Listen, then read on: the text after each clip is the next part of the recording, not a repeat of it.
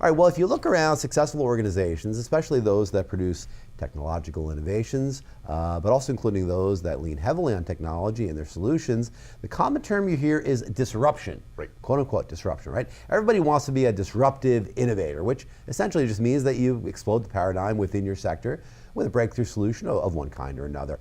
Thus, you disrupt the established norms and you kind of set new ones, and you establish a new paradigm in which yours is the solution of choice, right? I mean, you want to do that. You know, when they say be disruptive, disruptive is one of those terms that, you know, on the face of it is like a negative. You're disrupting, you're disruptive. Right.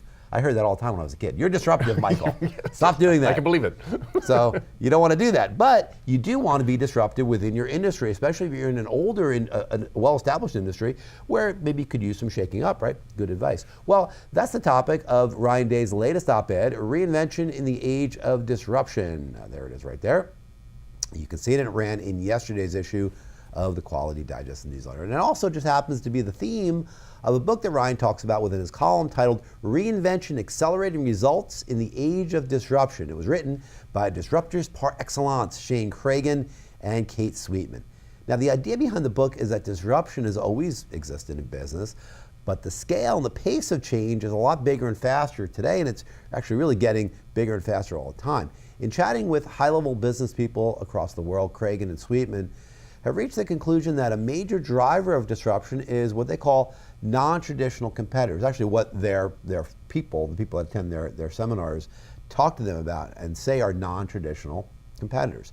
So what would you consider a non-traditional competitor? Well, if you're a cab driver, I think Uber is a perfect example, right, of a non-traditional competitor. It's really an app, if you think about it. It's really all that Uber is. It's a piece of software. It's a piece of software, but it crushes the business model of taxi drivers. You know, people that spent a lot of money and sought their medallions after a long period of time. I mean, you know, that's very expensive to get a medallion in the city, in one of these big cities, or at least it has been. Yeah. Who knows? Right. Going now they forward, might be kind of cheap. Yeah. What it's going to be, right?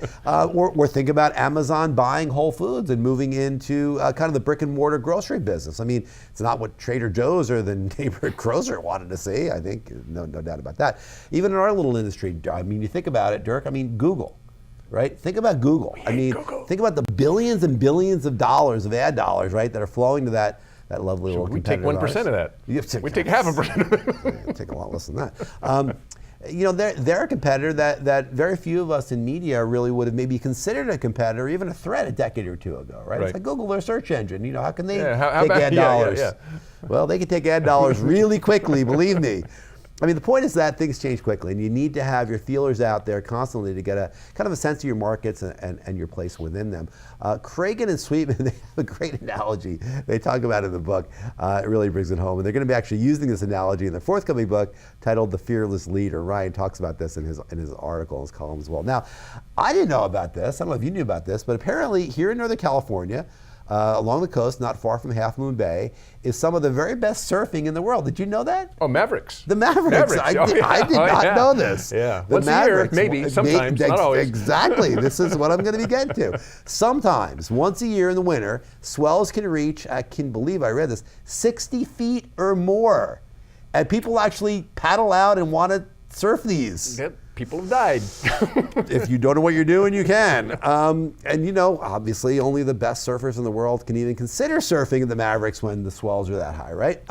Now, I mentioned that waves like this only pop up sometimes, but it's almost impossible to tell just when that's going to be just from meteorological conditions alone. So the surfing community has done something really interesting. They've set up buoys 100 miles to the northwest of San Francisco. And when the readings of those swells reach 35 feet or higher, an alert goes out and a bunch of world-class surfing freaks, maybe like you, Dirk, descend. Have you ever surfed? No. Well, no. These I don't like to drown. These freaks, they descend on the Mavericks because they know that the waves are at that level. So do you see the analogy here that Sweetman and Craig were talking about? I mean, what they're saying is you need your own buoys, of whatever kind that may be, to sit out there in the distance, kind of monitoring what's going on with the conditions in your business world and alerting you to those waves that might be crashing down towards you. Of course, if you're of a like mind, those waves might also represent some really unique opportunities to do something really awesome. I mean, effectively disrupting state-old industries is just like riding those waves, right? I mean, it's a mix of fear, a mix of exhilaration. but you're not going to get the opportunities to play unless you keep your eyes on the horizon and you're willing to reinvent yourself. Didn't talk as much about the reinvention part of this, but they talk about that in their book a lot too, is this idea that you've got to constantly reinvent yourself. If you want to be a disruptor, you got to disrupt your own established patterns first, kind of scan the horizon for what's happening and try to adapt to what you see. I like the idea of buoys. I think that was an interesting analogy because you do, I mean, particularly now, things change so fast that if you're not somehow have your sensors out there in industry to detect possible industry-changing technologies that are coming along, if you're not able to detect those early, they are going to catch you really off guard. I mean, and you mentioned that. I mean, the publishing industry was caught majorly off guard by internet advertising. They never saw it coming. No, we didn't. They did not see it coming. They got nailed by it. Yeah, I know. Us included. Everybody did. It's like, holy moly! I mean, people are advertising online. Yeah, they're paying for that. Yeah, I still remember the first time I got remarketed to, where I went out to maybe buy a ticket to go to do a trade show, and I didn't buy it, and then I was on Yahoo. And I was like, got an ad that popped up or a banner that said, "Hey, do you want to fly to wherever it was, Fort Lauderdale?" And I was like, "Yeah, that's kind of weird." How did you know that? Well, there's this thing called a cookie.